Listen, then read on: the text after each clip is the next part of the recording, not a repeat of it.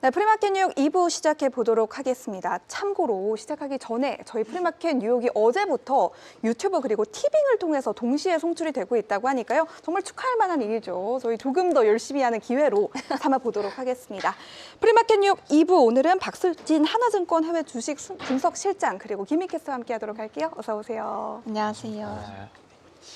일단은 저희 PD님 시끄럽고요.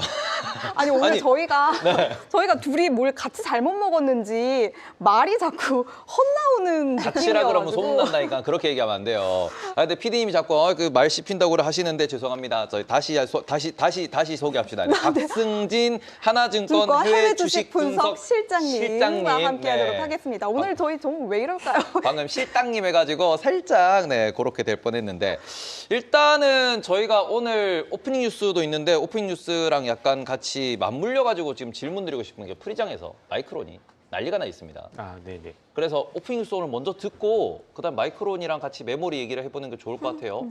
좋습니다. 오늘 진짜 오프닝으로 갑시다. 네. 좋습니다. 최근 메모리 반도체가 눈에 부족해지는 현상이 눈에 띄고 있죠. 이렇게 필요한 물량이 늘다 보니 가격도 함께 뛰고 있는데요. 이런 흐름 속에서 마이크론이나 또 웨스턴 디지털처럼 메모리를 직접 만드는 회사들은 주가에 좀 강세를 보이고 있습니다. AI 시대의 핵심 공급자로 그만큼 주목받고 있기 때문이겠죠. 반대로 애플이나 이 HP처럼 부품을 사다가 써야 되는 이런 하드웨어 기업은 좀 상황이 다릅니다. 비싸진 메모리 가격이 그대로 가격에 대한 부담으로 이어지고 있는 건데요. 전문가들은 이 메모리에 대한 부족이 잠시 나타나는 일시적인 현상이 아니라 앞으로 계속될 수 있는 구조적인 문제일 수 있다라고 현재 지적하고 있습니다. 이럴 경우 메모리 가격이 내년까지도 쉽게 내려가지 않을 수 있고 하드웨어 기업들의 수익성은 나빠지거나 또 가격 인상으로 인해 심지어 소비 위축까지 이어질 수 있다고 또 지적을 받고 있는데요. 말씀해주신 것처럼 이 마이크론의 경우에는 이 TSMC의 전 회장이었던 마크 리우가 마이크론 주식을 100억 넘게 샀습니다. 마이크론이 단순히 뭔가 구조적인 뭔가 어떤 성장으로 보고 있는 건지 이 점에 대한 먼저 시각부터 궁금합니다. 아, 네. 네. 당황하셨는데요. 아, 네. 저희 오늘 금요일이라 다들 뭔가 들떠 있는 걸까요? 정리하시는 건 줄 알았는데. 뭔가 손발이 서로 다 안 맞는 느낌인데 그럼 괜찮아요. 잠깐 손발 안 맞추고 하나 더 말씀드리도록 하겠습니다. 방금 전에 실적이 하나 나왔는데 좀 눈에 띄는 실적이 있고 눈에 띄는 현재 주가를 보이고 있어서 요거는 말씀을 드려야 될 것 같아요. PNC 파이낸셜이라고 미국의 지역은행 기업이 있습니다. 근데 요 기업이 현재 실적 발표라고 3% 이상 급등하는 모습을 보이고 있고요. 요게 이제 저희가 주봉이기 때문에 2021년도 고점 수준까지 올라가 있는 상황인데 왜 이렇게 주가가 많이 올라갔나라고 보면은 현재 실적 기준에서는 요게 이제 그 시장 예상치를 무려 EPS 기준 15%나 비트한 상황이고요. 그리고는 YOY 성장률이 매출 기준 9% 그리고는 EPS 기준에서는 29%나 나오면서 전 분기 대비로도 EPS가 12%나 높게 나오면서 현재 상황에서 역사적 신고가라는 근처다 보니까 오늘 주가가 어디 가는지는 한번 체크를 해보실 필요가 있을 것 같다. 특히 금융주고 뭐 그렇게 밸류에이션이 비싸지 않은 상황에서 이렇게 실적까지 잘 나오다 보니까 요 PNC 파이낸셜 그룹이 오늘 어떤 움직임을 보이는지도 한번 주목해 보시면 재밌을 것 같아서 요거 먼저 말씀을 하나 드리고요. 앞서서 이제 오프닝 뉴스에서도 이제 메모리 이야기를 해주셨는데 지금 마이크론의 어찌 보면 전 TSMC CEO이자 네네. 현 마이크론의 이사님이신 분이 마이크론을 현재 주가, 현재 자리에서 매수를 하셨다라는 이야기가 나오는데 저희 PD님 요 화면을 좀 이제 연결을 해주시면요. 지금 1월 중순 매수로 보고가 됐기 때문에 그냥 제가 이거를 좀 과장해서 월봉으로 보여드리겠습니다. 어디서 샀냐 그러면 지금 여기서 사신 거예요. 여기서 무려 금액을 100억이나 이렇게 샀다라는 내부자 공시가 빡 튀어나오면서 요게 현재 시장에서 어마어마한 뭐 좀 과열 분위기도 불러오는 것 같습니다. 지금 현재 5% 이상 올라가고 있는데 지금 그만큼 내부자가 보기에도 이제 메모리나 아니면은 관련된 뭐 낸드라든지 네. 요런 쪽에 대해서 더 가격이 오를 거다라는 배팅으로 사람들이 추측을 하면서 가자를 외치고 있습니다. 네. 괜찮을까요? 뭐 내부에 계신 분이 저렇게 자신 있게 베팅을 하실 정도면은 뭐 사실 믿는 게 있으신 게 아닌가라고 생각해야 될 것 같고요. 뭐 지금 뭐 다들 아시겠지만 메모리 쪽은 지금 뭐 병목 현상들이 굉장히 뚜렷하게 나타나는 부분들이 있고, 뭐 HBM 쪽으로 또 몰려가면서 또 다른 메모리 쪽이 또 튀어오르고, 이게 계속 왔다 갔다 하면서 계속 모멘텀을 이동하고 있는 상황이기 때문에 사실은 메모리는 뭐 사실 뭐 다른 소재들도 그렇지만 정말로 이 AI 산업이 이 인프라를 구축하고 또 실생활로 좀 끼어들어오는 과정에서 그냥 기본적으로 수요들을 계속 당기고 있다고 보셔도 될 것 같습니다. 그래서 이게 뭐 지금 뭐 실적 시즌 때마다 나오는 얘기긴 한데 뭐 버블이다, 밸류에이션 부담이다 이런 얘기들 계속 나오긴 하지만 지금 과정에서는 뭐 솔드아웃 얘기들이 좀 계속 나오고 있는 상황이기 때문에 뭐 충분히 이런 기반으로 매수 버튼을 좀 누르시지 않았을까라고 생각하고요. 뭐 이런 부분들은 당연한 거지만은 이런 추종 매매들을 또 확 끌어올 수가 있기 때문에 분위기가 좀 더 뜨거워질 수 있는 이런 그림들이 실적 시즌 앞두고 나온 게 아닌가를 생각하고 있습니다. 그리고 이게 또 타이밍상으로도 아시다시피 이제 실적이 딱 발표가 계속 되는 시점이기 때문에 오히려 또 투자자들의 관점에서는 이게 더 뭐가 있는 게 아닌가라는 이런 생각까지 할 수 있는 내용들이기 때문에 지금 분위기를 저렇게 끌고 갈 수밖에 없는 이런 이슈라고 좀 봐야 될 것 같습니다. 좋네요.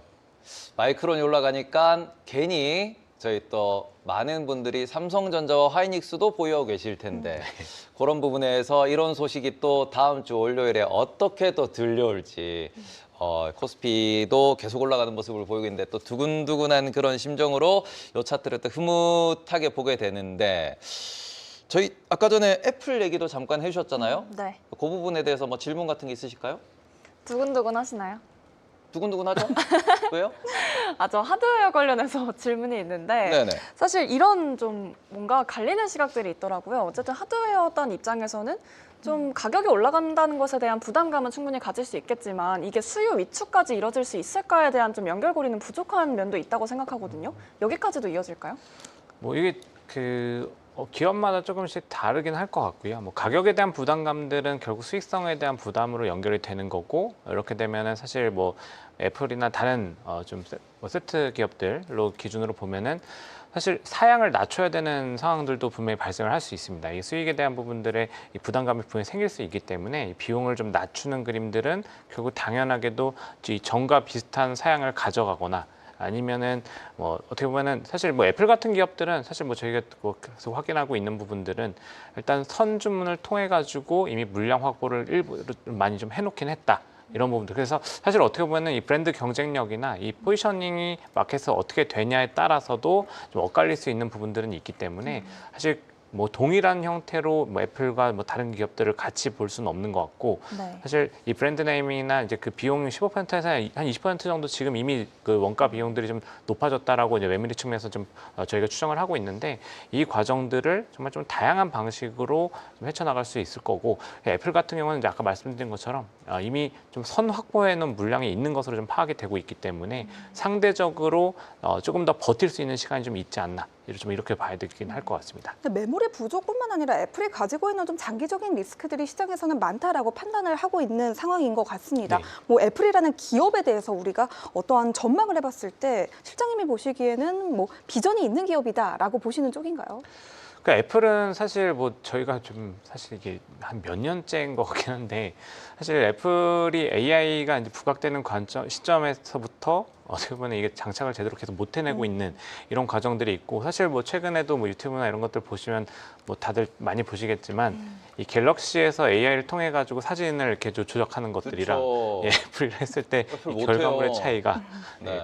저도 사실 이제 집에 이제 초등학생이 있는데 이 초등학생도 보면은 AI 가지고 사진을 정말로 많이 가지고 장난을 칩니다. 그 초등학생 혹시 자녀이신가요? 예, 그렇죠. 네. 이게 보니까 친구들이랑 이게 같이 무슨 일이죠? 아니 저는 당연히 미혼이실 줄 알았어요. 알겠습니다. 네, 죄송합니다. 네. 네.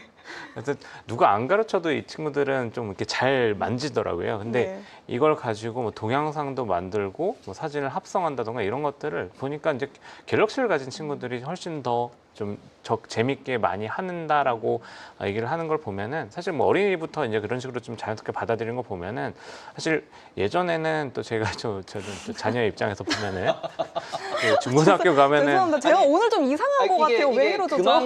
그만큼 저희 실장님이 이게 젊어 보이시고 영해 네. 보이시고 이게 그런 말씀 안 저 됩니다. 아저씨가 아니다라는 의미이기 때문에 오해하지 않아 주셨으면 좋겠습니다. 네. 네, 네, 그래서 계속해 주세요. 그렇죠. 네. 그래서 지금 어떻게 된 거죠? 네, 그런 것들을 보면은 약간 이런 트렌드가 바뀌는 게 사실 어떻게 보면은 정말 제가 한 몇 년 전만 생각해도 한 4, 5년 전만 생각해도 중고등학생들이 사실 애플 제품들을 다 사용하게 되면서 자연스럽게 이 시장을 나이가 들면서 계속 끌고 갈 수 있겠다. 그러면 사실 저희 입장에서는 이 삼성전자라던가 저희가 이제 국내 IT 기업들은 굉장히 힘들어지는 게 아닌가라고 생각을 했었는데 오히려 좀 최근의 분위기들을 보면은 이런 부분들을 상당히 또 방어하는 브랜드 충성도들이 조금 나뉘는 부분들이 좀 생기고 있지 않나라고 좀 봐야 될 것 같고요.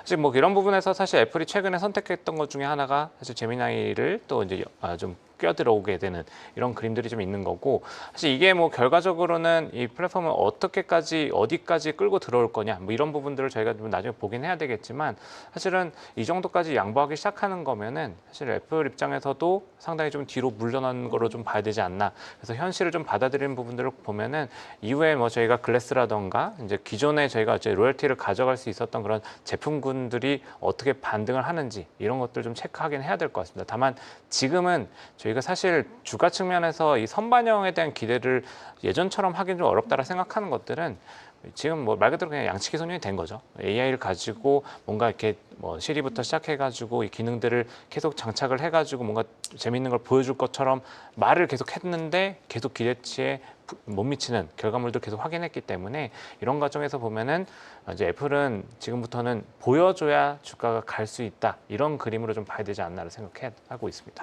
근데 지금 뭐 중국에서 나온 뉴스이긴 하지만 오포, 비보, 샤오미 같은 경우에는 뭐 물량을 20%까지도 줄일 수 있다 이런 이야기도 하고 있고요. 네. 그리고 노트북 판매에 대해서도 2026년도 노트북 판매량이 25년도 대비 한 4%에서 많게는 10%까지 하향 조정될 거다라는 얘기가 나왔고요. 네. 그리고는 지금 어제자로 나온 소식 중에서 엔비디아는 부인하고 있지만 대만 쪽에서는 RTX 5060, 5070이라고 하는 중간 허리라인 그래픽 카드 제품을 네. B2C는 이제 단종시킨다. 네. 판매하지 않고 이걸 모두 다 우리가 AI 쪽으로만 제공을 하고 네. 컴퓨터를 사고 싶으신 분들은 그래픽 카드를 이제 30만 원짜리를 꼽으시던가 500만 원짜리 꼽으셔라. 네. 이런 식으로 극단적으로 가는 모습을 보이고 있고요. 마이크론 같은 경우에는 2025년 기준 이제 우리는 B2C 사업을 안 하겠다. 네. 우리는 모두 B2B로 가겠다. 네. 라는 얘기. 모든 뉴스 플로우를 놓고 보면은 이거 AI에 모든 기업들이 올인하는 모양새고 네. 그렇게 되다 보니까 결론적으로는 우리가 쓰는 스마트폰, 노트북 가격은 올라갈 수밖에 없는 구조고 맞습니다. 그러니까 애플에 대해서도 걱정이 된다는 이야기를 질문이 나온 걸로 우리가 네. 해석할 수 있는데 네. 이게 메모리 병목 현상은 반도체 병목 현상이 그냥 1, 2년 만에 끝나면은 네. 1, 2년 참았다가 노트북 사면 되지 스마트폰 사면 되지라고 생각할 수 있을 것 같은데 네. 시장에서는 어제 TSMC가 실적 발표를 했을 때 우리 2029년까지 AI 관련돼서 매년 50%씩 증설하고 네. 캐파 투자하고 이쪽만 투자할 거야라는 뉘앙스로 이야기를 했단 말이죠. 네. 그러면은 결과적으로는 이게 지금 노트북을 안 바꾸고 지금 스마트폰을 안 바꾸면 네. 2030년이나 돼야 저희가 새 스마트폰을 바꿀 수 있을 것 같은데 네. 그러면은 이 부분에 있어 가지고 이게 시장에 어찌 보면은 뭐 전자제품에 대한 인플레이션도 당연히 우리가 생각을 해야 될 것 같고 애플도 애플이겠지만 뭐 당장 삼성전자라고 하더라도 아니면 우리가 주변에 있는 모든 이런 물가라고 하더라도 모든 게 많이 변할 것 같다. 네. 말 그대로 AI가 좋다, 뭐 발전한다 이것도 좋지만 지금 우리가 지금 노트북이 부러지셨어요. 샀어요 지금? 아 샀어요? 월급 들어왔는데 살 거예요. 살 거예요? 그러니까 지금 이렇게 노트북을 사야 되는데 네. 지금 시청자분들도 되게 고민을 많이 하세요. 지금 사요? 이런 얘기도 많이 하고 네. 말 그대로 이게 반도체 병목 AI에 대한 기술 투자라는 이 부분에 의해 가지고 지금 애플 어떡해요? 가 아니라 진짜 우리 이렇게 바뀌면 어떡해요? 노트북 가격 다 올라가고 이러면 소비 어떡해요? 라는 얘기를 많이들 생각하실 것 같아요. 요거에 대해서 그러니까 반도체 병목이라는 부분에 대해서 어떻게 지금 생각을 하시는지. 그래서 사실 그 수혜들을 지금 뭐 삼성전자도 이미 봤었던 것들이고 뭐 샌디스크 같은 기업들도 사실 이런 모멘텀들을 쫙 빨아당기면서 주가가 또 이제 올라갔던 그림들이 있는 거고요. 사실 저희가 뭐 전체적인 그 관점에서 보면은 사실 그런 말씀하신 부분들이 또 사실 그 소매 판매 데이터들에도 좀 나오지 않나라는 생각은 하고 있습니다. 이게 지금 소매 판매 데이터들 보면은 고용이나 뭐 구매 여력 이런 데이터들이랑은 조금 이제 괴리가 있는 부분들이 있고 사실 이런 과정들이 어떻게 보면은 지금 뭐 소재에 대한 부분들도 그렇고 뭐 반도체도 결국은 뭐 넓은 범위에서 소재로 또 지금 볼 수 있는 상황인데 이 가격들이 계속 올라가는 게 눈에 보이다 보니까 정말 그냥 오늘이 제일 싸요가 이제 되는 그런 그림들이 되는 거고 그러면은 이 소비자들은 이거를 나중에 사면 더 높은 가치를 주고서 사야 되기 때문에 이런 부분들이 결과적으로 지금은 소비를 좀 당기는 역할들을 하는데 이후에는 사실 말씀하신 것처럼 이게 인플레이션 압박을 할 수 있는 요인들이 분명히 좀 생길 것 같긴 하고요. 그리고 또 지금 이렇게 되면 근데 사실 이렇게 돼서 가격이 올라가게 되면은 또 여기서 수익성이 또 생기는 부분들이기 때문에 사실 기업들도 분명히 조정을 하지 않을까라고 생각을 합니다. 자연스럽게. 왜냐하면 수익을 추구해야 되고 여기서 수익성에 대한 부분도 물론 AI가 지금 더 높은 성장을 할 거는 맞긴 한데 이 비용 관점에서 이 수익을 충분히 이 수익을 통해서 판매를 통해서 충당할 수 있다라고 하면은 이러면 또 조정이 나타날 수 있는 부분이기 때문에 지금 상황에서는 말씀하신 것처럼 분명히 가격 상승 요인들이 한쪽으로 좀 쏠려가고 있는 건 맞긴 한 것 같은데 사실 기업들도 이 가격 상승폭들이 상당히 좀 커지는 부분들이 확실히 좀 나오게 되면은 거기서는 또 밸런스 조정에 대한 부분들이 당연히 좀 나오지 않을까. 그리고 또 다른 플레이어들을 또 껴들어올 수 있기 때문에 사실 그런 부분들도 조금 더 살펴봐야 되지 않나라 생각하고 있습니다. 제가 이걸 길게 깔아서 말씀드린 이유가 뭐냐면은 이러한 스토리를 저희는 5년 전에 들었어요. 아, 네, 네. 2021년도에 네. 그때도 주가가 막 올라가면서 언택트의 시대가 열린다. 아, 네. 뭔가 바뀐다. 지금 막 스마트폰 바꿔야 되고 막 얘기가 나왔는데 그러고 지나고 보니까 주가가 그때가 고점이었단 말이죠. 아, 네, 네. 그래서 이런 부분에 대해서 AI 관련된 빅테크의 투자가 줄어들 거라고 생각하는 사람은 없습니다. 네, 그렇죠. 다만 메모리에 대한 네. 그리고는 지금 뭐 금과 은에 대한 이런 좀 과열되어 있는 투심에 대해서 네. 저희는 지금 주의해야 된다라고 생각을 하시는 건지 아, 네, 네. 아니면은 더 간다고 보셔야 되는 건지.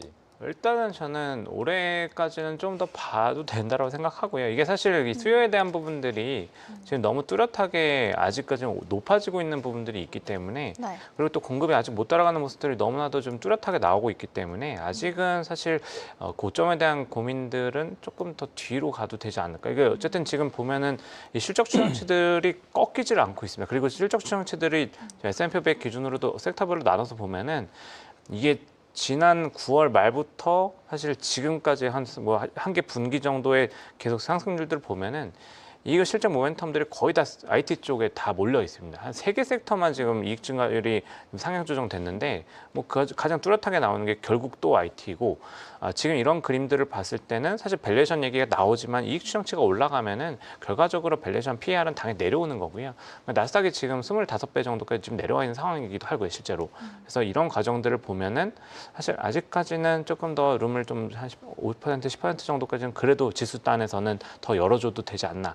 이렇게 좀 생각은 하고 있습니다. 5에서 10% 정도 지수단이라고 네. 하셨는데 그건 나스닥을 말씀을 하신 거죠. 아, 네네, 맞습니다. 그러면 나스닥이 5에서 10%면은 한국도 비슷할 거라고 생각할 수 있는데 한국 지금 여기서 10%면은 지금 오늘 4,840이기 때문에 야 5,200을 간다라고 저희 박승진 하나증권 해외 주식 분석 실장이 말씀을 해주셨습니다. 갈 수 있겠죠? 그러니까 지금 사실 우리나라는 이게 작년에 주가가 많이 오른 거에서 또 가장 큰 배경이 PER 조정이었습니다. 이게 네. 사실 미국이랑 색깔이 완전 달랐다라고 보시는 게 맞고요. 그러니까 작년 같은 경우 글로벌 증시의 그 주가 상승 배경들을 찢어서 좀 보면은 이 우리나라랑 뭐 브라질, 뭐 독일 이런 국가들은 PER이 올라오면서 그러니까 밸류에이션, 그러니까 디스카운트가 이제 조정되면서 이 주가가 올라온 부분들이 가장 메인 팩터가 됐었고 미국 같은 경우는 이 밸류에이션은 사실 얘기는 계속 많이 되긴 했는데 실제로 PER 보면은 주요 국가 중에서 거의 하위권입니다. 거의 올라온 게 별로 없습니다. 사실은 연초 대비해서. 근데 사실 이제 그 전과 그 전에 2, 3년 동안 올라온 게 있었기 때문에 이런 얘기들이 좀 나오긴 했지만 사실 고점 대비해서는 이미 아까 말씀드린 것처럼 나스닥도 내려와 있는 상태고요. 그리고 실적 추정치들을 또 찢어서 보면은 나스닥이 정말로 뚜렷하게 다른 국가들 대표 지수들이랑 비교했을 때 가장 높은 실적 추정치 상향 조정이 이루어지는 지수입니다. 그래서 사실은 미국은 뭐 주가 상승률이 그렇게 상대적으로 작년에 높지는 않았지만 결과적으로는 좀 이렇게 실적 기반으로 해서 좀 다지면서 가는 그림들이 오히려 나왔다라고 보는 게 맞는 것 같고 이제 우리나라는 이제 정책들이 많이 바뀌면서 이런 것들을 디스카운트했던 영역들에서 좀 벗어나는 이런 이슈들이 한번 있었던 거고 사실 이제 하반기로 들어오면서 이제 점점 이제 연말로 들어가면서부터는 이제 삼성전자랑 하이닉스 쪽, HBM 쪽에서의 그동안 눌려 있었던 것들이 조금 이제 보완이 되면서 실적 추정치들이 조정이 되는 모습으로, 그러니까 결국은 밸류에이션 조정으로 때 올라갔던 장이 자연스럽게 실적 추정치, 실적장으로 넘어오는 과정들이기 때문에 그래서 사실은 추가적으로 오히려 지금이 더 단단하게 올라갈 수 있는 시장이 아닌가 이렇게 좀 생각을 하고 있긴 합니다. 저 예, AI 오늘 뽑을 거 다 모멘텀이- 뽑은 네. 것 같은데요. 저는 오늘 그림 다 저는 퇴근해도 될 것 같습니다. 일단 오늘 5천 갈 수 있다 충분하다. 요 그림 만들어 놨기 때문에 전 여기서 슬 뒤로 빠지도록 하겠습니다. 예, 수고하셨습니다. 네. 네. 가시죠. 아니 AI 모멘텀이 뭐 올해까지는 유지가 된다 이렇게 말씀해 주셨는데 뭐 어떻게 보면은 그게 그렇게까지 장기적이라고 보기는 조금은 힘들 것 같은데 그럼 뭐 내년에는 살짝은 뭐 꺾이는 시점이 오는 건지 오히려 저는 장기적이라고 한다면 네. 올해를 더 넘어서 몇 년 뒤까지 바라봐야 된다고 생각을 하거든요. 네. 점점 더 잘 갈 수 있는 그림이 그려질지 이것도 궁금하네요. 네, 일단은 지금 이제 그거죠. 그러니까 메인으로서 가는 그러니까 주도주 역할을 할 수 있는 역할 이 부분의 기대치들은 점점 약해질 수밖에 없다 이렇게 보는 거고요. 뭐 사실 이게 가장 뚜렷하게 보여주는 것 중에 하나가 사실 M7 종목들 그 주가 패턴들 보시면 될 것 같은데 사실 연초 이후로는 뭐 작년 연말부터 하반기부터 점점 이렇게 힘 빠지긴 했지만 사실 상대적으로 오히려 힘을 좀 못 쓰는 그림들이 나오고 있습니다. 뭐 알파벳 정도야 좀 계속 가고 있지만 이게 차별화가 좀 계속 되고 있는 상황인데 이 과정들을 보면 사실 이익 추정치, 그러니까 이익 증가율이 계속 점점 내려오고 있다. 이게 당연한 거죠. 사실 기저효과, 기고효과 이런 것도 생각하면은 증가율이 계속 상향하면서 올라갈 수는 없는 부분들이 있고 그리고 이런 모멘텀들이 어디로 가느냐를 보면은 AI를 활용해가지고 실적을 내는 기업들이 점점 늘어나고 있다. 지금 이제 장착하고 있는 단계로 넘어오고 있는 상황이기 때문에 그래서 사실 또 이런 것들을 쪼개서 보면은 지금 최근에는 오히려 그 M7이랑 저희가 493개 종목들을 찢어 보면은 이 493개의 종목들의 실적 추정치들이 이 괴리가 점점 좁혀지고 있습니다. 이게 이 빅테크 기업들의 실적 추정치가 좀 더 높긴 한데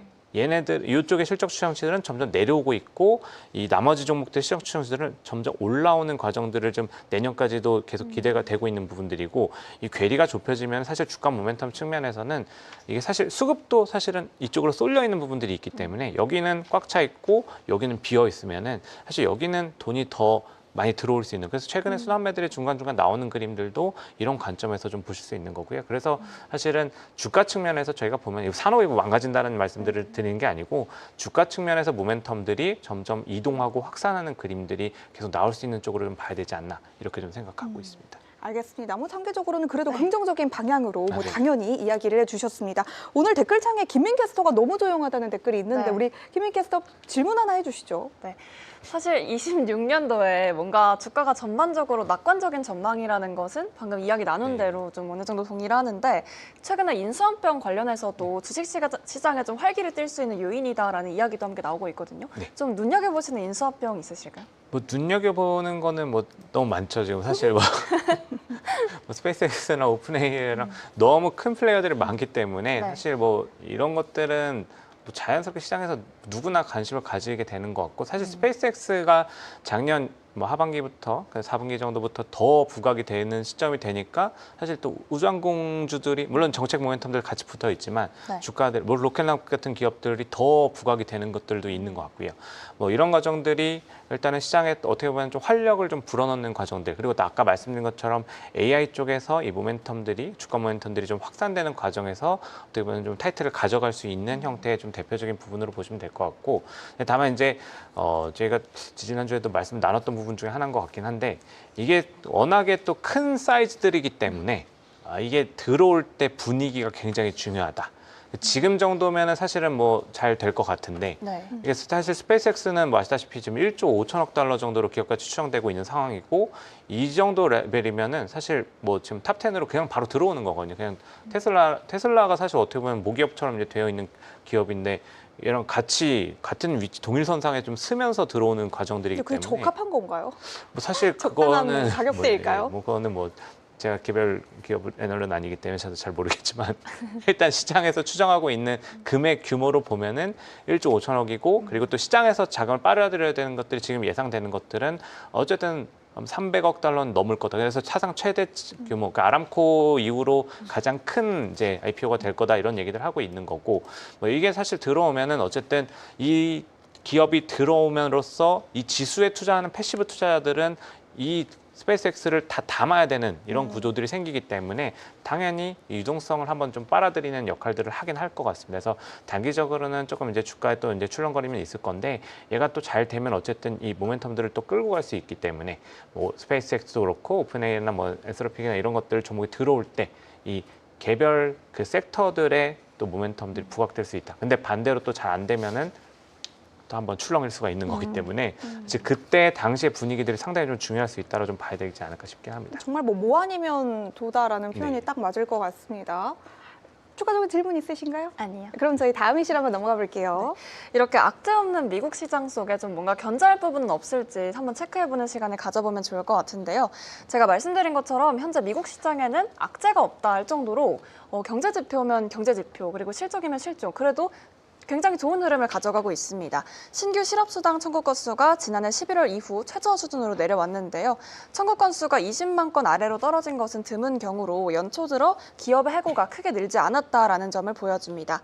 또 예상처럼 이렇게 뭔가 강한 지표가 이어지면서 경기 여건도 굉장히 개선되고 있다라는 인식이 시장 전반에 확산이 되고 있는 상황인데요.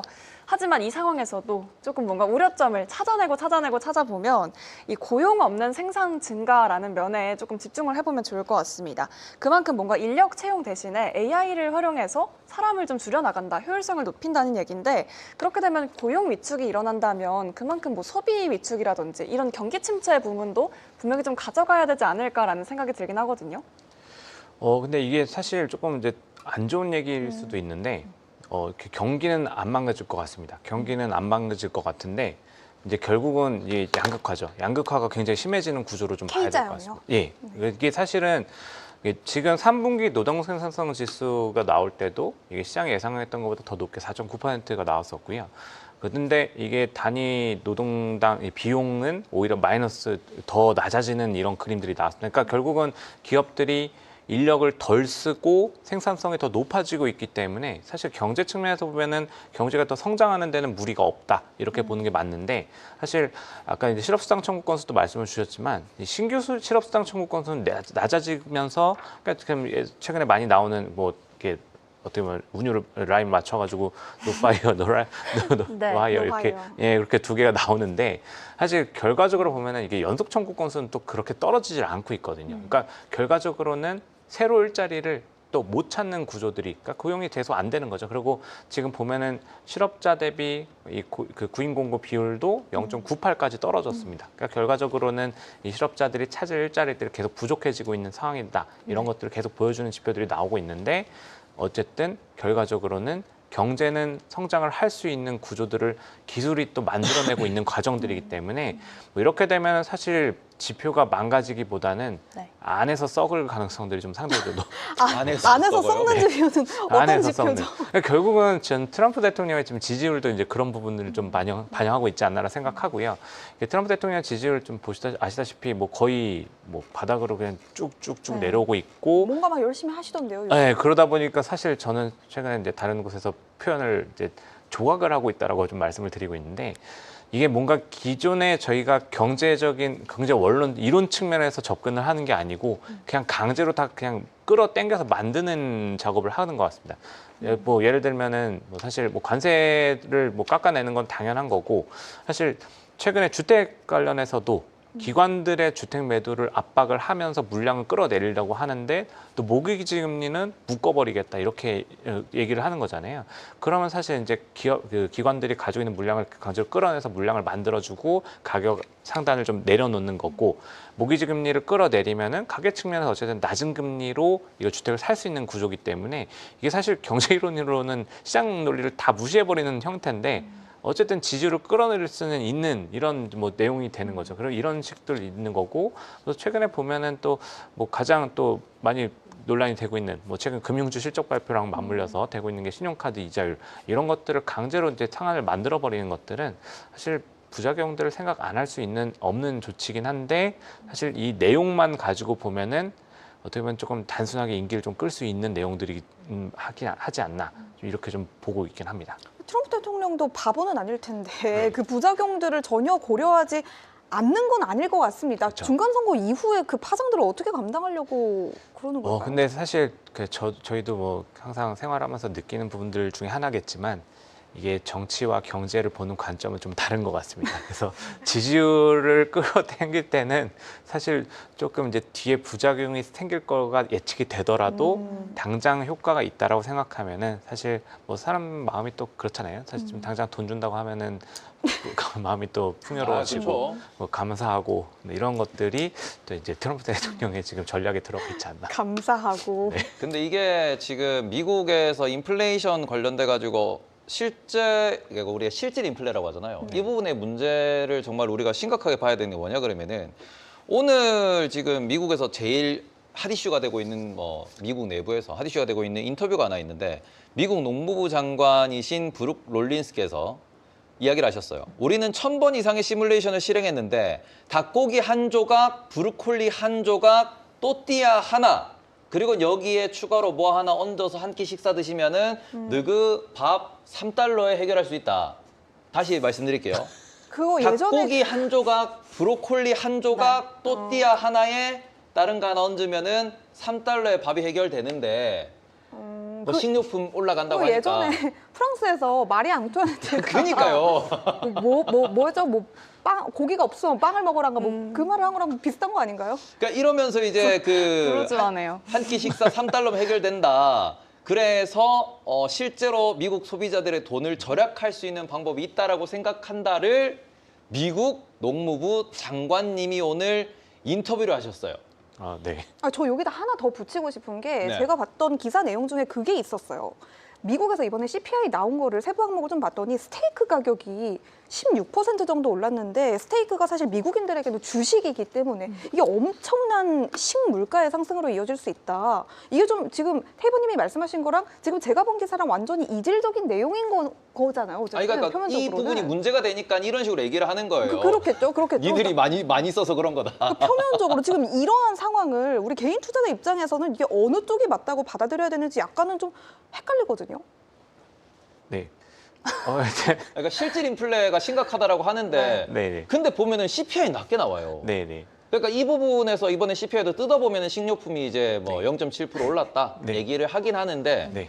이걸 우리가 경제 지표만 봤을 때랑 네. 미국에서 지금 뉴스를 보고 네. 그다음에는 이게 나오는 이런 여러 SNS 정보를 보면은 완전 다르거든요. 그렇죠. 네. 어떻게 볼 수 있을까요, 그럼?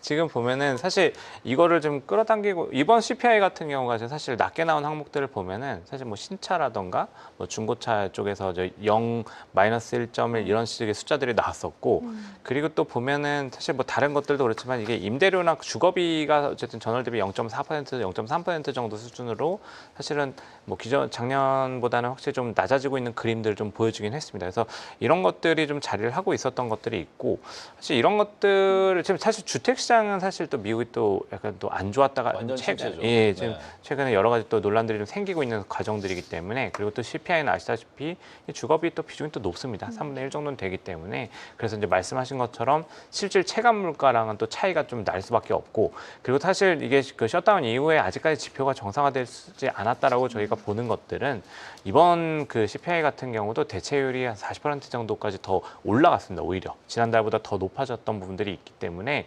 실질적으로 봤을 때 이게 지금 상황들을 확실하게 좀 반영하고 있느냐라고 하면은 아닐 수 있는 부분들이 여전히 좀 놓여 있고 그리고 사실 또 뭐 여기 저희가 합리적으로 의심할 수 있는 거는 지금 뭐 파월 회장한테 하는 것처럼 BLS 한번 날렸잖아요. 그러니까 그 이후에 지금 통계에 대한 신뢰도 얘기가 많이 나오니까 네, 맞습니다. BLS가 미국 통계청이잖아요. 네. 국장님만 바뀌셔가지고 과연 믿어도 될 것인가라는 부분은 네. 뭐 이것도 그렇지만 그리고 제가 듣기로는 그 주간 실업수당 청구 건수가 한 주간을 기준으로 하기 때문에 네. 약간은 우리가 완전한 미국의 노동시장을 제대로 파악하기에는 좀 부족한 지표다라는 이야기도 있던데 그렇죠. 이 셧다운 여파와 겹쳐서 우리가 이 실업수당 청구 건수 하나만을 가지고 고용시장을 제대로 판단할 수 있는 것인가에 대한 의구심도 좀 들기는 하는 것 같아요. 네, 그래서 사실 고용지표도 지금은 이게 사실 추세에 대한 부분들을 계속 봐야 될 거고 또 사실 그 ADP 민간 고용이 그래서 더 주목받는 것 같습니다. 지금은 이 민간 고용 지표들이 사실 좀 조금 더 스무딩을 지켜가지고 좀 계속 나오고 있기 때문에 그리고 이게 뭐 2022년에 어쨌든 이 ADP 같은 경우는 지표를 한번 이 리뉴얼을 하고 나서는 그 다음부터는 조금 더 이 추세를 더 안정적으로 BLS 데이터보다 좀 반영을 시키고 있고 이런 그림들을 보면 오히려 이제 BLS 데이터가 팬데믹 이후로 이게 변동성이 워낙에 커져가지고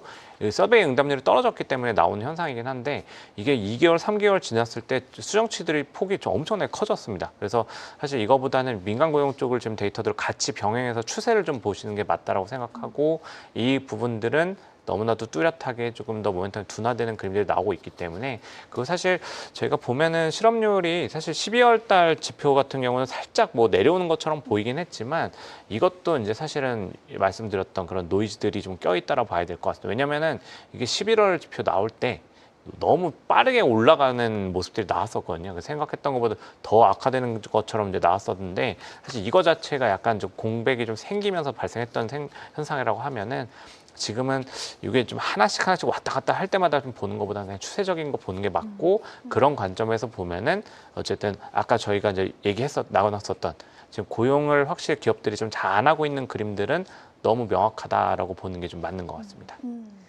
그리고 또 인플레이션이 사실 이렇게 뭔가 좀 개선된다는 증거가 있다면 금리 인하의 명분이 충분하겠지만 그렇지 않기 때문에 6월 이전까지는 가능성이 없다라고 보는 시각들이 많더라고요. 네네. 하반기에 좀 이렇게 금리 인하 가능하다고 보시나요?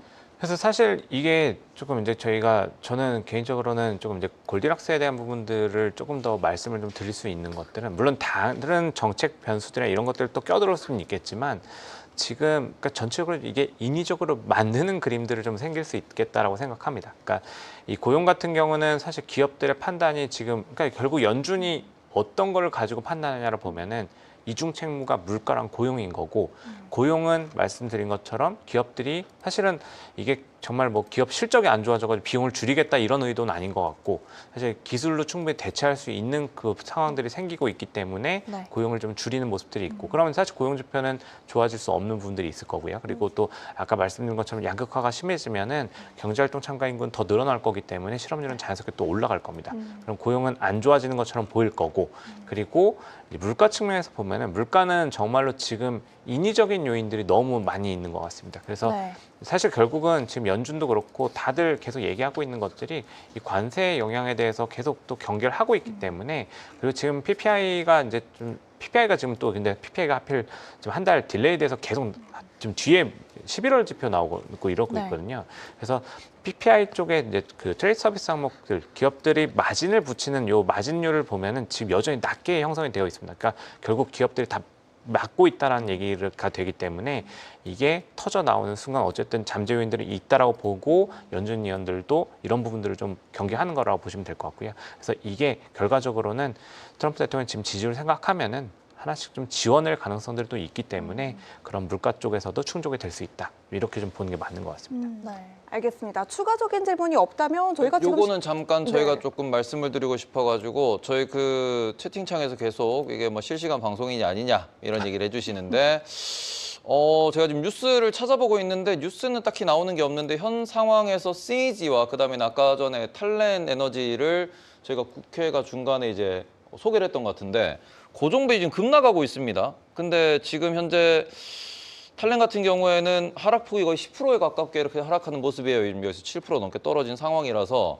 급락을 하고 있는데 뭐 거래량이 많다 이런 것보다는 에너지 섹터 쪽으로만 이렇게 CG도 그렇고 비스트라도 그렇고 이쪽에 에너지에 대해서 매도가 많이 나오고 있고 특히 오늘 트럼프 대통령이죠. 이제 백악관 쪽에서 빅테크에 대한 전력 계획에 대해서 약간 강요하는 그러한 공지를 하겠다라고 했는데 그 소식 때문인지 혹은 지금 개장되기 직전이라서 9시 반부터 프리장의 매매인지는 모르겠지만 전반적인 차익 실현, 특히 전력 인프라 쪽의 차익 실현이 세게 나오고 있다라는 점. 그래서 이 부분을 보려고 하셨던 분들은 살짝은 조심해야 되겠다 혹은 개장하고 난 뒤에 수급부터 봐야겠다. 이런 식으로 한번 체크해 보셨으면 좋겠다라고 말씀드리고 싶습니다. 진행하시죠. 네, 그럼 김민 캐스터 다음 브리핑 한번 들어볼게요. 저희가 지금 생각보다 시간이 너무 네. 탈퇴하기 때문에 지금 우리 김민 캐스터가 준비한 브리핑 오늘 다 듣는 게 제 목표거든요. 다음으로 넘어가 볼게요. 맞습니다. 아까 노래 한 곡 부르고 시작하라고 했는데 오늘은 분위기 봐서 중간에 하도록 하겠습니다. 오픈AI가 미국 내 하드웨어 공급망을 구축했다는 소식도 있었습니다. 소비자용 기기와 로봇, 데이터 센터 사업으로 영역을 넓히기 위해서 미국 내 하드웨어 파트너를 찾고 있다는 소식인데요. 오픈AI는 최근 미국에서 제조하는 기업들을 대상으로 반도체와 모터, 또 포장재, 데이터 센터 냉각 장비 등에 대한 이런 협력 제안서를 보낸 것으로 알려졌습니다. 앞으로 AI 인프라와 데이터 센터에 대한 투자를 늘리고 또 사업 확장을 뒷받침하기 위한 준비 단계로 풀이가 되고 있는데요. 하지만 이게 협력 제안서에 그치다 보니 일각에서는 좀 늦지 않았나, 이 시간적인 부분에 대한 의문점이 들려오는 이야기도 있고요. 또 사실 자금 조달 면에 있어서도 뭔가 비용적인 문제가 부족하지 않냐라는 이야기도 함께 나오고 있는데 항상 우려의 목소리가 더 큰 것 같습니다. 네, 뭐 이거는 사실 뭐 저희 오픈AI 입장에서는 당연히 좀 차기 순서들을 좀 생각해야 되는 좀 부분인 것 같고요. 지금 최근에 어쨌든 경쟁력에 대한 얘기들이 뭐 굉장히 많이 나오고 있고 실제로 또 아시다시피 챗GPT의 점유율이 뭐 작년에 한 80% 후반대였다가 지금 60%까지 한 20-30% 떨어지고 있는 상황, 뭐 이런 것들을 같이 고민한다라고 하면은 사실은 뭐 자연스럽게 좀 영역을 좀 확장해가지고 경쟁력을 좀 키우겠다 이런 부분들이 좀 있다라 보시는 게 맞는 것 같고요. 결국은 이제 약간 좀 물리적 환경을 그냥 소프트웨어에서 넘어가가지고 물리적 환경을 그냥 미국에다 그냥 다 심어 넣겠다 네. 이런 과정들로 좀 봐야 된다고 생각하고 어쨌든 뭐 지금 스타게이트 인프라 프로젝트가 지금 이미 지금 뭐 시행이 되고 있는 상황에서 뭐 자금도 좀 끌어당기고 있고 뭐 오하이오나 뭐 텍사스 쪽에다 어쨌든 부지도 좀 확보를 하고 있는 상황들 뭐 이런 것들을 좀 진행하고 있는 과정들이기 때문에 사실은 이 자본을 좀 끌어당기는 것들도 어쨌든 이런 식으로 좀 프로젝트를 끌고 와가지고 명분을 더 확보하면서 좀 보여줘야 청사진을 또 보여줘야지 이 가능한 부분들이 있기 때문에 오히려 조금 더 공격적으로 좀 나오는 행보라고 좀 보셔도 되지 않을까 싶습니다. 이게 결국은 뭐 저희가 지금 뭐 여러 가지 뭐 인물들이 있지만 지금 영상에 보여주시는 이 올트만 같은 경우도 이런 과정에서는 좀 굉장히 좀 공격적으로 경쟁을 하는 인물이기 때문에 뭐 저희가 또 지금 예전에도 우주랑 이런 거 얘기할 때도 보면은 머스크가 이제 AI 데이터 센터 미국 우주에다 한다 하니까 또 저기도 이제 한번 가서 땅 알아보러 다니는 것처럼 기웃거리고 이런 것들이 전체적으로 좀 나오고 있다라 보시면 될 것 같고요. 네. 이게 지금 하드웨어 쪽에서 어떻게 보면은 뭐 엔비디아나 뭐 브로드컴 이런 반도체 업체들이랑 또 이 가속기, 네트워킹 시스템 뭐 설계하면서 이 같이 구축하고 있는 생산 체계들도 가져가고 있기 때문에 이런 협력 구조들을 전체적으로 좀 확산시키는 그림으로 좀 봐야 되지 않나라고 생각하고 있습니다. 그리고 지금 어쨌든 오픈AI도 이렇게 좀 보면은 결국은 이 AI 기기 쪽이 휴머노이드로 넘어가는 이런 과정들도 같이 큰 그림에서 보고 있을 거기 때문에 네. 결과적으로는 이 물리적 시스템들을 이게 좀 네트워크를 좀 갖추겠다 이런 의지로 좀 보는 게 맞는 것 같고요. 그래서 사실 뭐 제안 수준에서 뭐 그칠 수 있다 뭐 이런 얘기들을 하고 있긴 하지만 어떻게 보면은 결과적으로는 이게 생존에 대한 문제로 지금 어쨌든 알파벳한테 한번 또 잡히는 모습들을 좀 보여주고 있기 때문에 생존에 대한 문제로 고민하면서 좀 넘어가는 단계가 아닐까 이렇게 좀 생각해봐야 될 것 같습니다. 경쟁사인 구글이 점점 시장의 입지가 커지고 있는 만큼 네. 오픈 AI의 시장 입지가 이전보다는 많이 좀 줄어든 모습이기 때문에 네. 확실히 오픈 AI 입장에서는 무언가 시장에 좀 보여줘야 하는 그런 모멘텀이다라고 정리를 해보겠습니다. 한 2시간 전쯤에 CNBC에서 나온 기사인데요. 이거를 우리 실장님과 함께 이야기를 나눠보면 좋을 것 같아서 제가 한번 화면을 띄워드리도록 하겠습니다. 왜 시장은 이란과 그린란드 그리고 베네수엘라 등 지정학적 리스크에 그렇게 크게 반응을 하지 않는가라는 제목인데요. 지금 실장님이 한 2주 전쯤에 나오시고 지금 출연을 안 하신 지 2주 정도가 됐으니까 그 사이에 지정학적 군사적인 긴장감에 대한 이야기들이 여러 가지가 업데이트가 됐습니다. 네. 좀 총체적으로 실장님이 바라보시는 지금 국제정세 상황은 좀 어떤지도 간단하게 들어보면 좋을 것 같아요. 사실 이 국제정세 상황에서는 뭐 결국 트럼프 대통령이 혼자 이렇게 많이 좀 휘젓고 있는 좀 상황이기 때문에 다 트럼프, 네. 트럼프네요. 네, 이게 다 어떻게 보면 다 휘젓고 다니면서 나오는 현상들인 거고, 물론 이제 뭐 이란도 사실 내부에서의 소요 사태가 나타나면서 이게 커지는데 뭐 껴들어와가지고 이제 사실 코멘트들을 계속 하다 보니까 또 이제 군사 압박을 하다 보니까 뭐 일이 더 커지는 부분들이 있고, 사실 그린란드 같은 경우는 예전 같으면 정말 뭐 생각하기 어려운 일이지만 정말로 진짜 지금은 야만의 시대로 좀 넘어가고 있는 그런 모습들을 트럼프가 좀 야만의 시대. 보여주고 있기 때문에 결과적으로는 지금 힘이 모든 것을 해결한다 이런 과정들을 좀 보여주고 있는 것 같습니다. 결국은 이게 자원에 대한 부분들도 있을 거고 또 사실 그린란드 같은 경우는 이 러시아 쪽이랑 또 이 근접한 이런 뭐 지리적인 이런 이슈들도 있기 때문에 뭐 진행되는 부분들이 있을 거고, 베네수엘라는 뭐 지금 모두가 다 분석을 이미 다 끝내는 부분들이지만은 원유, 중진료 이런 것들, 그 자원에 대한 확보, 경쟁력 이런 것들을 좀 끌고 오는 이런 배경들도 있기 때문에 사실은 어떻게 보면은 이 모든 게 다 어떻게 보면 정치적으로 좀 계산된 행위에서 좀 나오는 그림들이 아닌가라고 생각하고 있습니다. 그래서 이런 것들은 사실 이게 지금 시장에 영향을 좀 덜 미치는 것들은 아무래도 지금 이 지역과 국가들 자체가 사실은 지금 시장의 주류를 끌고 갈 수 있는 영향권에는 오지 않고 있는 부분들이 좀 있다라 보시는 게 맞는 것 같고, 사실 이란이랑 베네수엘라 뭐 가장 크게 보면은 이 국가들이 원유 보유량, 매장량 대비해서 생산량이 이미 저 밑에까지 내려가 있던 국가들입니다. 그렇기 때문에 실질적으로 유가에 미치는 영향도 상대적으로 제한이 될 수밖에 없는 것들이기 때문에 시장에 미치는 경로 자체가 그렇게 지금 당장 이렇게 민감하게 오지 않는, 그냥 방산주 쪽에서의 정책 모멘텀들을 따로 개별적으로 끌고 가는 이런 형태가 좀 나오고 있다고 보는 게 맞는 것 같습니다. 댓글에서 아까 어떤 분이 방산주에 대한 투자는 어떻게 보시냐고 하던데 좀 간단하게만 들어볼 수 있을까요? 뭐 사실 제가 이제 ETF 쪽을 좀 하고 있으니까 사실 저희가 많이 말씀드린 부분 중에 하나가 이 전통 방산주보다는 사실 뭐 지금 핫한 테크 쪽으로 좀 보시는 게 맞다라고 많이 말씀드리고 있고요. 뭐 사실 뭐 크레터스나 그 에어로바이러먼트나 이런 종목들 결국은 지금 전쟁이 났을 때 특히 이제 러시아 우크라이나 전쟁 때 영상들 엄청 많이 나왔던 것들이 드론들이었고요. 뭐 이런 식으로 이제 내용들이 바뀌고 있고, 뭐 최근에 보면은 트럼프 대통령이 기존 방산주, 전통 방산주에 대해서는 이 주주환원 정책들을 또 못하게 좀 묶어놓는 그런 그림들도 있었기 때문에 사실 조금 이제 그 중심이 좀 넘어갔다 이렇게 좀 보시는 게 맞는 것 같고, ETF도 저희가 보면은 ITA,나 PPA, XAR 같이 이제 전통 방산으로 이제 같이 보셨던 종목들이 있는데 SHLD라고 좀 방산 테크 ETF들이 또 있습니다. 그래서 이런 종목이나 유럽 쪽에 EUAD 이런 ETF를 가지고 많이 말씀을 좀 드리고 있습니다.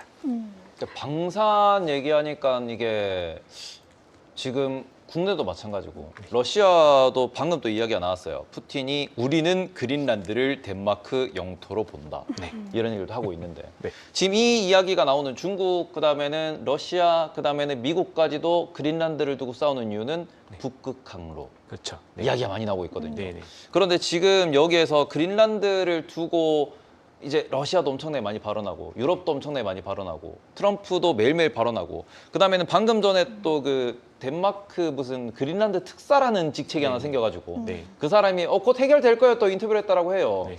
진짜 그린란드를 미국이 가져가는 시나리오도 우리가 생각을 해봐야 될까요?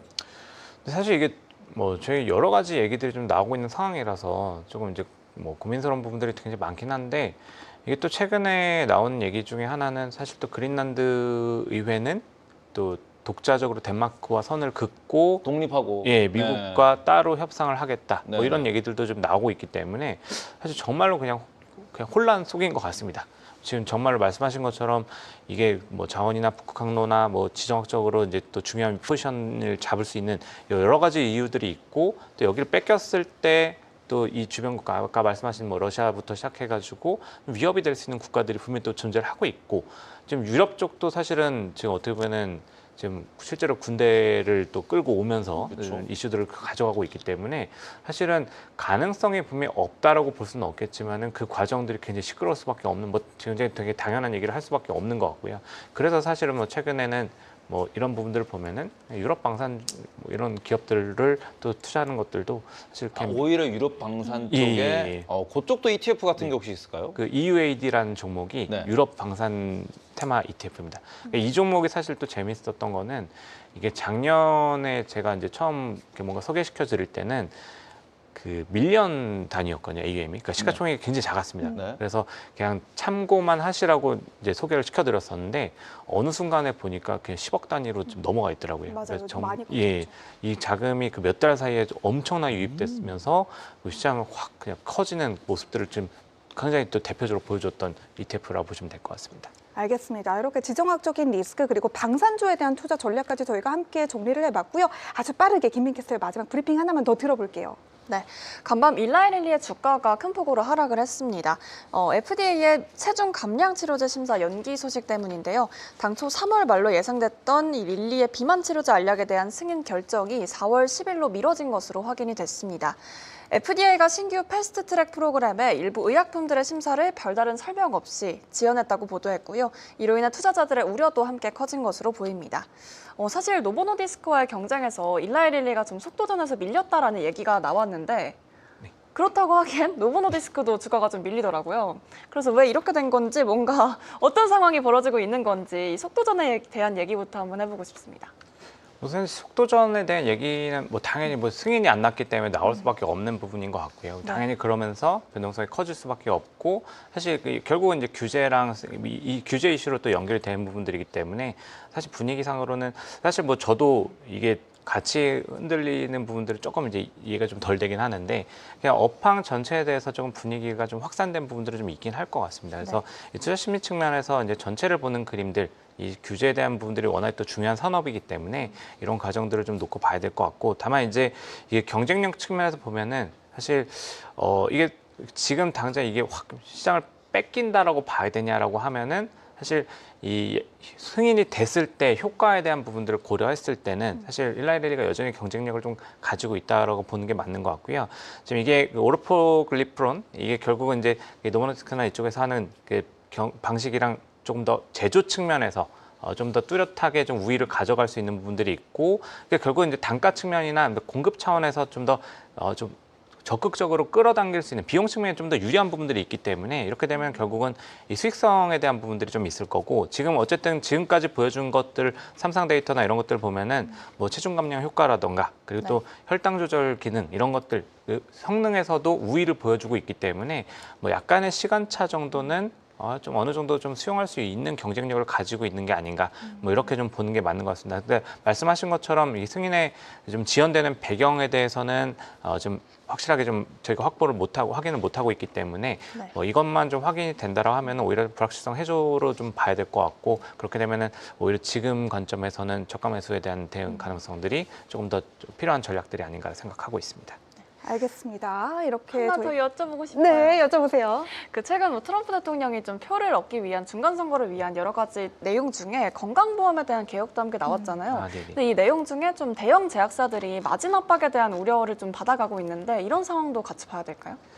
마진 압박이 계속 커지게 되면 사실 이게 결국은 회사로 가던 것들이 이제 개인으로 가는 이런 정책들이 되는 건데 결국 마진 압박에 대한 부분은 당연히 이제 나올 거고요. 그런데 이게 사실 부작용들을 생각하지 않을 수 없는 거는 사실 이렇게 되면은 이게 정말 잘 팔리고 자기가 수익을 낼 수 있는 쪽으로만 개발이 들어갈 수 있는 부분들이 있고 또 사실 이게 협상 내용에 포함되지 않은 것들은 지금 이미 약가들이 올라가는 과정들이 있기 때문에 사실 여기서 돈을 못 벌면 여기서 또 돈을 챙기려고 들 거고 돈 안 되는 것들은 뒤로 밀어버리고 이러면은 사실 이제 여기서 부작용이 또 나올 수 있는 것들이 있고 사실 지금 이제 그 법안 내용들 보면은 결과적으로 이제 개인한테 갔을 때 이 개인들이 특히 이제 몸 건강한 사람들 이런 사람들이 보험 가입 안 하고 이러면은 사실 정말 보험이 필요한 사람들한테는 이 보험 비용들이 훨씬 더 높아질 수 있는 부작용들이 있기 때문에 사실 뭐 이 정책을 좀 평가할 때 이게 내용 자체는 굉장히 또 좀 막 끌리는 정책이 될 수 있겠지만 후폭풍을 나중에 또 생각해야 하지 않을 수 없다 이런 것도 좀 말씀드릴 수 있을 것 같습니다. 알겠습니다. 이렇게 일라이릴리 그리고 트럼프 대통령의 건강보험 개혁안에 대한 전반적인 실장님의 의견까지 들어봤고요. 저희가 시간이 얼마 남지 않았기 때문에 실장님의 관심 업종으로 바로 넘어가 보도록 할게요. 네, 오늘은 저희 COPX랑 CPR이라는 종목을 좀 말씀드리려고 하고요. 이 종목들은 사실 구리 관련한 ETF라고 보시면 됩니다. 뭐 사실 이 금, 은도 많이 보셨겠지만 지금 최근에 또 가격 상승을 많이 하는 소재들이 뭐 백금, 뭐 구리 이런 종목들이 좀 계속 올라가고 있고 뭐 이게 사실은 뭐 여러 가지 이유들이 있지만 결과적으로는 수급 불균형이 똑같이 나타나고 있습니다. 반도체랑 비슷하다고 보시면 될 것 같고 COPX는 이제 구리 채굴 기업 ETF고요. CPR은 구리 선물 ETF입니다. 그래서 이 구리 선물 ETF는 당연히 이제 구리 가격들을 그대로 추정하는 과정들이 좀 가격에 주가에 반영된다라고 보시면 되는 거고, 그리고 COPX 같은 경우는 당연히 이제 구리를 채굴하는 기업들이기 때문에 저희가 이제 예전에 금강, 은강 기업 이런 것들도 ETF도 많이 봤지만 이게 결국은 같은 고정 비용, 그러니까 채굴 비용들은 그대로 드는데 얘가 이제 가격이 올라가면은 매출이 자연스럽게 올라가기 때문에 수익이 높아지는 약간 레버리지 효과를 좀 가져갈 수 있는 좀 기업들이라 보시면 될 것 같습니다. 그래서 COPX 같은 경우는 이제 그런 식으로 좀 접근하시면 될 것 같고요. 구리 같은 경우는 뭐 아시다시피 뭐 다른 요인들도 굉장히 뭐 원자재 쪽에 공통되는 요인들도 있지만 뭐 전기차라던가 그리고 또 에너지 전환의 이제 핵심 역할을 하는 거죠. 그리고 또 전력 쪽, 뭐 데이터 센터를 저희가 이제 계속 건설하는 과정들, 또 전력을 확보하는 과정에서 필수적인, 그리고 또 최근에 보면은 또 아마존이 또 구리를 또 직접적으로 광산이랑 계약을 맺는 이런 것들도 이슈가 있었다라는 부분들 보면은 그만큼 중요한 자원이다라고 보시면 될 것 같고, 뭐 지금 최근에 보면은 이제 골드만삭스가 조금 더 이제 부정적인 의견을 좀 내는 결과적으로 좀 그 포장지는 그랬지만 결과적으로 보면 지금 약간 일시적으로 좀 수급에 대한 부분들, 과잉 매수가 들어와 있다, 과잉 수요가 들어와 있다, 이런 부분들은 충분히 뭐 금은 뭐 주식시장 뭐 다 얘기할 수 있는 부분들이기 때문에 충분히 그런 과정에서 뭐 저희가 충분히 이해할 수 있는 의견이라고 보시면 될 것 같고, 오히려 이제 다른 그 IB들 같은 경우는 이 공급에 대한 부분들을 더 타이트하게 좀 많이 보고 있습니다. 그래서 이런 수급 불균형에 대한 이슈들은 여전히 좀 지연이 계속되고 있기 때문에 이런 관점에서 보면은 COPX, CPR 이런 종목들을 좀 보실 수 있다라고 말씀드릴 수 있을 것 같고, 이게 조금 더 말씀드려도 되나요? 네? 그럼요. 제가 이제 COPX랑 CPR을 말씀드릴 때 보통 이제 선물 ETF들을, 미국 선물 ETF들은 조금 조심할 필요가 있다고 말씀드린 부분이 있습니다. 이게 왜냐하면 이 PTP 제도라는 게 미국에 좀 있어가지고 네네네. 이 PTP 제도 같은 경우는 이게 세제라고 보시면 되는데 결과적으로 이제 세제죠. 그러니까 저희가 이제 이 종목을 샀을 때 이 PTP에 해당하는 종목이라고 하면은 매도할 때 매도 금액의 10%를 과세를 해버리는. 원천징수 예. 떼가는 제도죠. 예, 맞습니다. 그래서 이게 사실 그 기업 구성이 아니고 이게 파트너십으로 묶여 있는 ETF들에 대해서 이제 이런 기준들이 좀 적용이 되는 것들이 있어서 뭐 이쪽은 파트너십으로 돼 있으면 법인세를 안 내는 구조이기 때문에 결국은 이제 종목을 매매할 때 거기서 세금을 떼는 이런 구조로 보시면 되고, 다만 이제 CPR이나 이런 부분들은 이 QN, 그러니까 투자 적격을 승인을 받는 그 운용사들의 이제 투자 적격을 받는 승인 절차를 통해 가지고 투자 절차를 승인을 받게 되면은 이제 그게 면제가 되게 됩니다. CPR은 지금 면제가 되어 있고, 이게 근데 불확실성이라고 좀 말씀드리는 거는 92일마다, 그러니까 3달마다 이제 갱신을 해야 되는 이런 불확실성들이 있기 때문에 국내 증권사 같은 경우는 사실 이제 이런 식으로 PTP에 적용이 되어 있는 ETF들을 아예 그냥 중개를 안 하는 증권사들도 있고요. 아니면 이제 위에 표기를 해가지고 기한 뭐 2월 며칠까지 뭐 이렇게 QN 되어 있다 이런 식으로 표기를 하는 이런 좀 형태로 좀 제공을 하고 있기 때문에 약간 또 모니터링을 좀 충분히 꾸준히 하셔야 되는 이런 부분들이 변수가 될 수 있다. 이렇게 좀 말씀드릴 수 있을 것 같습니다. 원자재와 파생상품 ETF 같은 경우에는 항상 PTP 리스트를 매번 확인하시면서 투자를 하셔야 된다. 이 네, 말씀해 주셨고, 혹시나 하는 말씀에 요 화면 좀 보여주시면은 COPX와 그다음에 CPR이라고 하는 구리 관련된 두 가지의 요 ETF를 소개를 해주셨는데요. 요거를 한 글자만 잘못 치시면은 CPXR이라는 게 나옵니다. 요거는 구리 2배 ETF이기 때문에 요게 COPX를 꼭 검색하셔야 된다라는 점, 요것도 하나 확인하셨으면 좋겠습니다. 알겠습니다. 이렇게 실장님의 관심 업종으로 구리, 그리고 투자법으로는 ETF를 통한 투자 살펴봤고요. 마지막으로 저희 베스트 댓글 한번 선정해 볼게요. 네, 화면 띄워주시죠. 하나, 둘, 셋님. 와, 게스트형 묵직하다. 분위기 이런데도 묵묵히 해야 할 일 하다니. 오늘의 베스트입니다. 알겠습니다. 하나, 둘, 셋님, 오늘의 베스트 댓글 선정 축하드리도록 하겠습니다. 생각보다 저희 베스트 댓글을 많은 분들이 좋아해 주시는 것 같아요. 상품 없나요? 상품이요? 저희가 네. 아직은 제작비 이슈로 상품은 조금 그렇다면 어렵고. 저의 애교를. 그럼 애교 마지막으로 한번 하시겠어요? 냥, 아리가또. 알겠습니다. 아니 저는 개인적으로 마지막 꼭 하고 싶은 말이 있는데 이 토이푸들 코나님이라고 제 엄청 팬이 한 분 계시거든요. 근데 저도 사람인지라 금요일 같은 때는 출근하기 싫은 날도 있습니다. 그래서 오늘 제가 이렇게 뭐 앞에 서두에서도 뭐 말실수를 좀 하곤 했는데 우리 토이푸들 코나님께서 항상 저보고 너무 예쁘다고 댓글을 달아주시거든요. 네. 저는 회사에 가기 싫을 때마다 오늘도 예쁘러 가야겠다 라는 생각을 하면서 조금씩 힘을 내보곤 합니다. 그 말인즉슨 여러분들의 댓글 하나하나가 저희에게 이렇게 큰 힘이 된다라는 말씀을 이런 거는 드려보겠습니다. 준비를 하라고 미리 언지를 주셔야 제가 뭐라 코멘트라도 하는데 뭐 하실 때 저한테도 언질 안 주시잖아요. 알겠습니다. 저희 글씨단 분들 감사하고요. 저희 뭐 코멘트 하나 해주시죠. 저희 시청자분들한테 채팅창 많이 올라오고 있습니다. 네. 그 앞으로 더 그런 응원 글들을 많이 써주시면 더 좋을 것 같습니다. 본격 게스트가 가장 묵직한 방송. 아니 프리마켓 지금 오늘 뉴욕입니다. 저희가 약간 좀 죄송한 마음이네요. 뭔가 게스트분이 MC 같은 느낌이긴 한데 알겠습니다. 프리마켓 뉴욕 2부 오늘은 하나증권 박승진 실장님 모시고 이야기 나눠봤습니다. 실장님 오늘 말씀 고맙습니다. 감사합니다. 네, 오늘 저희가 준비한 소식은 여기까지입니다. 저희는 주말 잘 쉬고 다음 주 월요일 저녁 8시에 다시 돌아오도록 할게요. 시청해주신 여러분 고맙습니다.